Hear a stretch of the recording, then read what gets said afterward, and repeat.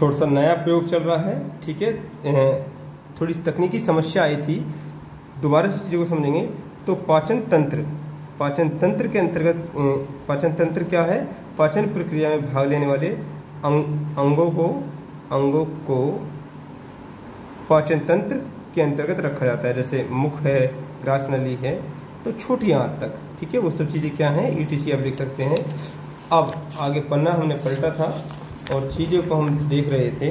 तो पाचन तंत्र के जो अंग हैं वो दो प्रकार से डिवाइड कर सकते हैं। एक को लिख रहे हैं आहार नाल, एक को क्या लिख रहे हैं, आहार नाल लिख रहे हैं, ठीक है, ये लिखेंगे आहार नाल। तो आहार नाल ये मुख गुहा से लेकर और ये बड़ी आंत तक, ये सब क्या है, ये आहार नाल है, ठीक है। तो ये लिखिए इसमें। अब आहार नाल में आप किस किस को लिखेंगे? तो यहाँ बनाना चाहे तो आप ये डायग्राम बना लीजिए। ये पूरी ही क्या है, आहार नाल है, पूरी ही क्या है, आहार नाल है। तो इसमें लिखेंगे नंबर 1 मुख गुहा, ठीक है, क्या है, मुख गुहा है। बक्कल कैविटी बोलते हैं, क्या बोलते हैं इंग्लिश में? BUCCAL, buccal cavity, CAVITY।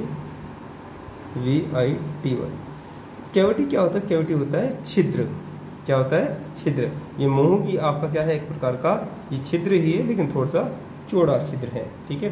Number 2 ये वाला जो पॉइंट है, ये पॉइंट है ये ग्रास नली, ये क्या है, ग्रास नली।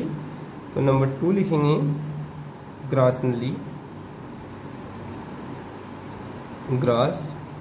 नली, ठीक है। और इसको बोलते हैं, जो ग्रास नली है इसको ओसोफेगस बोलते हैं, ठीक है। तीसरा पॉइंट है आपका क्या, आमाशय, स्टोमक बोलते हैं, आमाशय, ठीक है। और उसके बाद छोटी आंत, चौथे नंबर पर आ गया छोटी आंत, स्मॉल इंटेस्टाइन बोलते हैं, छोटी आंत, ठीक है। 5वें नंबर पर आती है आपकी बड़ी आंत। जो छोटी आंत होती है, छोटी आंत भी 3 पार्ट में होती है। जो छोटी आंत है वो 3 पार्ट में है। सबसे ऊपर का जो पोर्शन है ये छोटी आंत है। ये कहने को तो छोटी आंत है, लेकिन ये क्या होती है, ये बड़ी आंत से ज़्यादा लंबी होती है, लेकिन डायमीटर जो होता है बड़ी आंत का ज़्यादा होता है, इसलिए बड़ी आंत को क्या बोलते हैं, इस वाली आंत को बड़ी आंत बोलते हैं। और इसका डायमीटर छोटा होता है, डायमीटर जो व्यास होता है ना वो, इस वजह से इसको छोटी आंत कहा जाता है। तो छोटी आंत का जो ये वाला पोर्शन है, छोटी आंत का ये वाला पोर्शन है, तो ये क्या कहलाता है, ये जो छोटी आंत का जो पोर्शन है ड्यूडेनम कहलाता है। क्या बोलते हैं इसको, ड्यूडेनम। ग्रहणी भी बोलते हैं इसको, ग्रहणी या ड्यूडेनम, DUODENUM।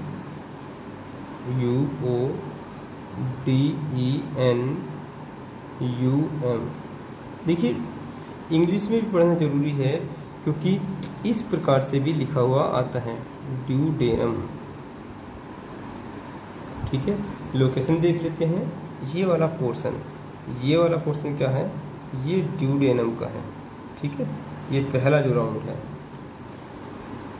अगला जो पोर्शन है वो है जेजुनम, ठीक है। ये जैसे नेक्स्ट टर्न होता है, ये क्या है, जेजुनम। बाकी सारा पार्ट क्या है, इलियम है, इलियम, ठीक है। और छोटी आंत का सबसे बड़ा भाग इलियम जो है वो छोटी आंत का सबसे बड़ा भाग है, सबसे बड़ा भाग, ठीक है। 5वां नंबर देखते हैं हम बड़ी आंत को। इसको बड़ी आंत को लार्ज इंटेस्टाइन बोलते हैं, बड़ी आंत, ठीक है। ये क्या है, बड़ी आंत। जिस प्रकार से छोटी आंत के 3 भाग हैं, तो उसी प्रकार से बड़ी आंत भी 3 पार्ट में है, बड़ी आंत भी 3 पार्ट में है। जो पहला पार्ट है वो क्या कहलाता है, वो सीकेम कहलाता है। क्या कहलाता है, वो सीकेम कहलाता है। और दूसरा पार्ट क्या कहलाता है, कोलन। क्या कहलाता है, कोलन। तीसरा पार्ट रेक्टम कहलाता है, रेक्टम। ठीक है, आइए देखते हैं। यहाँ से जहाँ पर ये छोटी आंत, जहाँ पर ये छोटी आंत खत्म होती है, ठीक है, यहाँ पर एक इस प्रकार का, बाद में इसको पढ़ेंगे, अपेंडिक्स होता है।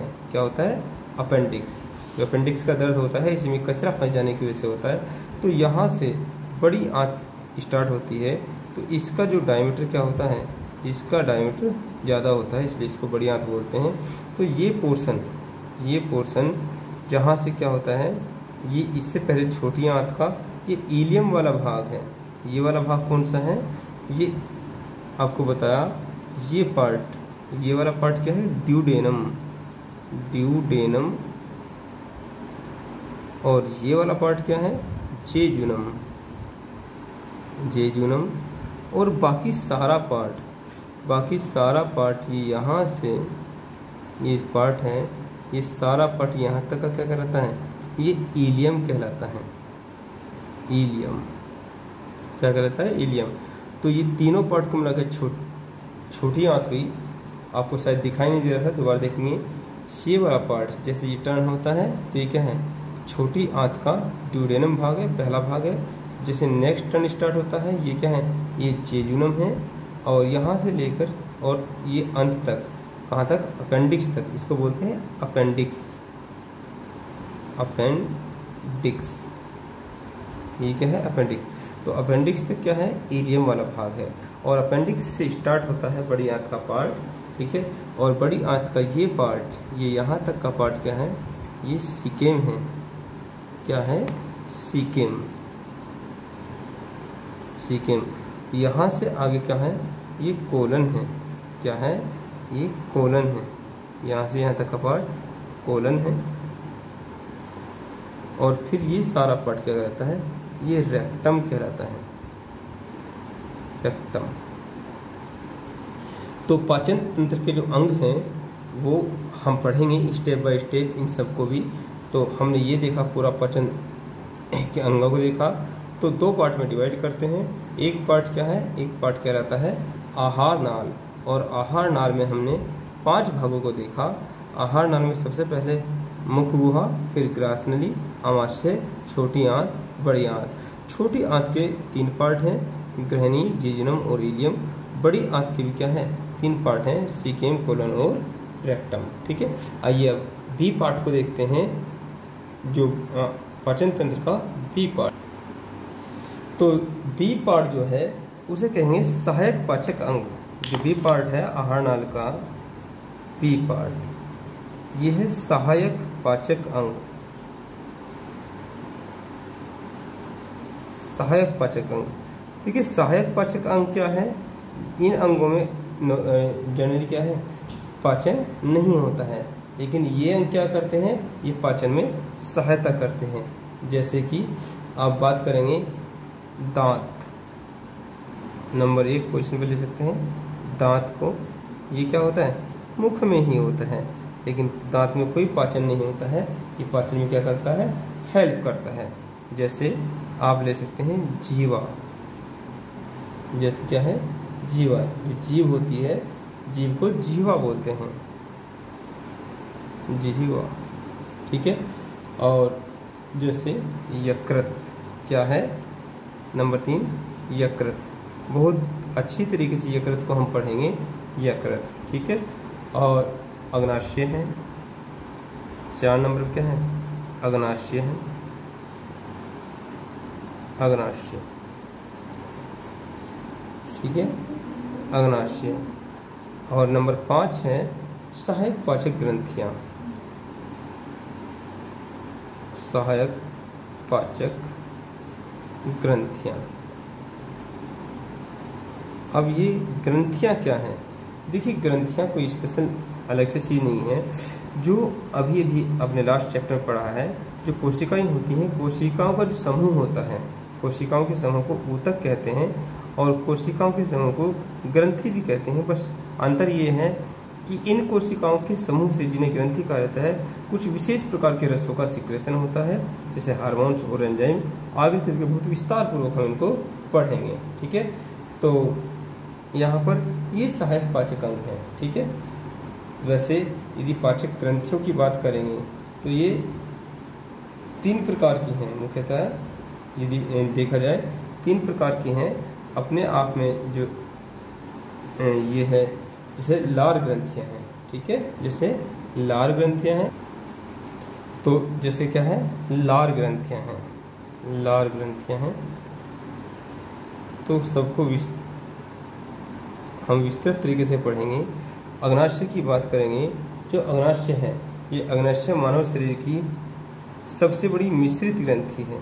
ये क्या है, ये मिश्रित ग्रंथि है, मानव शरीर की सबसे बड़ी मिश्रित ग्रंथि है जो अग्नाशय है। और यदि हम यकृत की बात करें तो यकृत मानव शरीर की सबसे बड़ी अंतःस्रावी ग्रंथि है। जो यकृत है वो सबसे बड़ी ग्रंथि है। ठीक है, इसी को कलेजा और इसी को कालजा भी कहते हैं, बाद में बात करेंगे। यही है जिगर। ठीक है, यही है जिगर। तो सबको विस्तार पूर्वक पढ़ेंगे। अब यदि हम ओवरऑल बात करें कि जो पाचन तंत्र है, यदि हम ओवरऑल बात करें पाचन तंत्र क्या है, तो भोजन करते समय जितने भी अंगों का प्रयोग होता है, भोजन करते समय जितने भी आंतरिक अंगों का प्रयोग होता है, जिनमें क्या होता है, पाचन होता है। और पाचन के पश्चात पचे हुए भोजन का जो क्या होता है, अवशोषण होता है। तो सब को क्या रखेंगे, पाचन तंत्र के अंतर्गत रखेंगे। तो नोट करके लिख लीजिए, पाचन तंत्र, पाचन तंत्र। ठीक है, इसमें लिखेंगे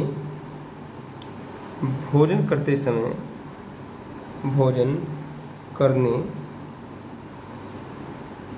करने प्लस पचाने, उसको पचाने प्लस पचे हुए भोजन को, पचे भोजन को,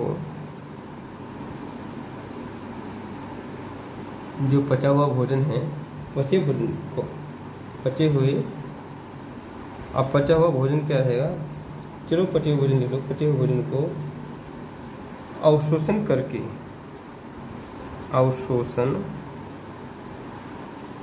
करके, वैसे आप भोजन के बजाय पचे हुए पदार्थ लिख सकते हो यहाँ पर, पदार्थ। ठीक है, या कर लो इसे, अवशोषण करके इन्हें रुधिर तक, इन्हें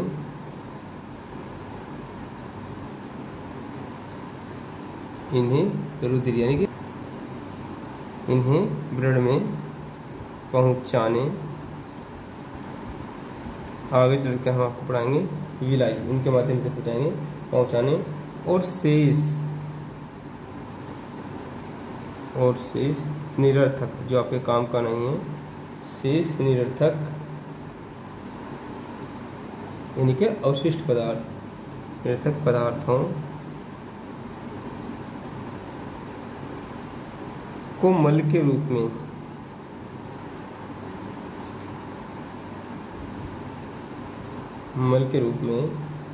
परित्याग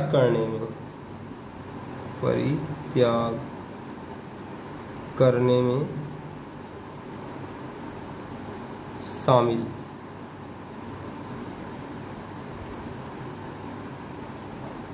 परित्याग करने में शामिल जो अंग है, शामिल अंग पाचन तंत्र के अंग है, पाचन तंत्र के अंग है। वो एक बात अलग है कि अंग है, किसमें पाचन होगा और किसमें पाचन नहीं होगा, इसकी कंडीशन हमने आपको बता दी है। और प्रैक्टिकल रूप में कल के लेक्चर में इसको देखेंगे कि किस अंग में पाचन होता है और किस अंग में पाचन नहीं होता है। वैसे हमने कंडीशन बताई है कि जिस अंग में क्या होगा, जल होगा और एंजाइम होगा, वहीं पर पाचन होगा। ठीक है, तो कल बातों को आगे बढ़ाएंगे। स्क्रीनशॉट लेना चाहें तो स्क्रीनशॉट भी ले सकते हैं। ठीक है, ये स्क्रीनशॉट ले सकते हैं। चलिए आज के लेक्चर को यहाँ पर समाप्त करते हैं। कोई समस्या आए तो मेरे इस नंबर पर आप कॉल कर लेना, कोई दिक्कत आए 84 49 30 40 62। ठीक है, बाकी मिलते हैं कल। धन्यवाद।